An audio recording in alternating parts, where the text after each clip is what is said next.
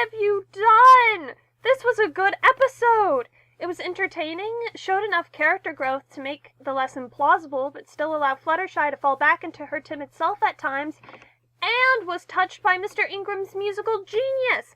What more do you want? Any pony that says that all the music in Filli Vanilli was a cappella would be incorrect.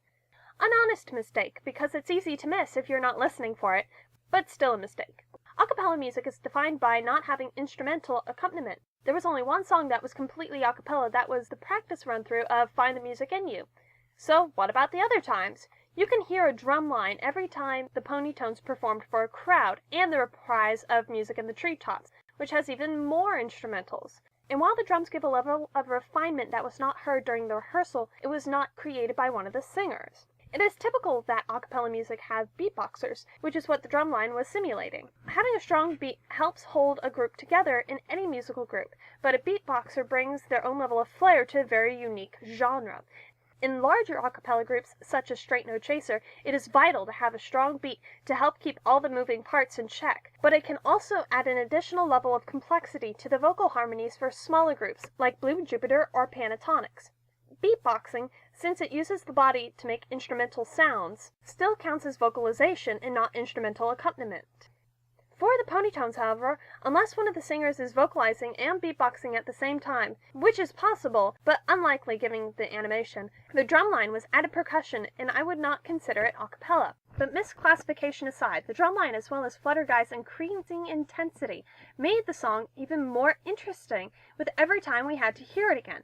By changing the rhythm, adding a few snaps, or vocal improv, it kept the otherwise repetitive tune interesting. Not to mention, the final performance had a much snappier feel than the previous ones, which helped build to the final reveal. But wait, can the accompaniment have been non-diegenic while the singing was? Then it would be a cappella for the characters in the show, but not for the viewers at home. Mind blown. Now for some basic musical theater analysis to help explain why no one has in fact heard Flutter sing before. There are several ways that a song is used in musical theater, but the main two that I am focusing on today are depending on who the audience is. 1. Diegenic song.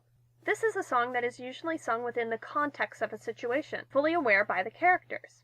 For example, a lullaby, a drinking song, karaoke, or a glee club practice. This is the most obvious to notice, because the other characters are the audience and they will react accordingly. Examples within the show are Hush Now Quiet Now, The Heart Carol, Oink Oink Oink, and Behold, Princess Twilight Sparkle. 2. Non-diegenic. These are songs that are sung within the context of the plot, in which characters are unaware that they are singing. Characters in musicals sing at the most emotional part of a scene.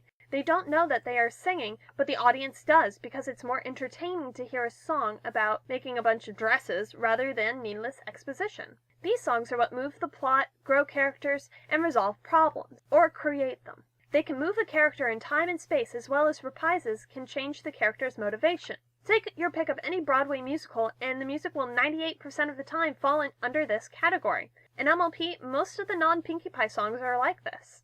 Now, with that in mind, let's look at Fluttershy's track record. Here are all the songs that she was a part of. Now let's classify them as diegenic and non-diegenic.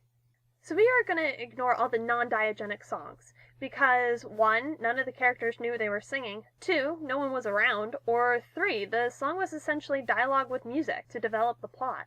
So, onto the diegenic songs. The audience of Hush Now Quiet Now were the Cutie Mark Crusaders, so the main 6 weren't even around to hear it. The Heart Carol, or A Circle of Friends, was with all the main 6, plus a hallway full of spectators. There are several arguments that can be made to why the main 6 didn't hear Fluttershy. For example, the crowd just simply overshadowed her, they were too caught up in the moment to notice, or Fluttershy wasn't singing very loudly. I'm not even going to touch on why she's on stage if she's so scared of performing. I mean, I guess a royal decree from your reigning monarch can cure stage fright.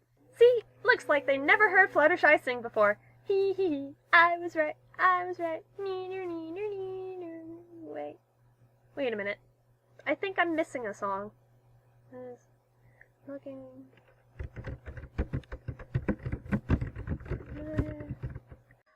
She's an evil enchantress and she does evil dances.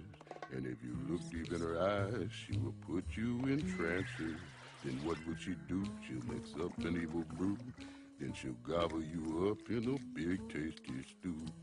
So, watch out. Holy shit! Fluttershy's singing debut in the series! Not only that, it was Flutter Guy! It's possible that enough time has passed between the two events that they could have forgotten or simply couldn't have placed the voice that they heard before, but oh my word! So we come full circle and realize that, in fact, the main six have heard Fluttershy's singing voice before, even though it was Flutter Guy, but they still have heard it! Oh, dang it, I was wrong. Dear Brony analyst that said the 5 of the main 6 had never heard Fluttershy sing a solo before, Filli Vanilli. You were right, even if it was for the wrong reason.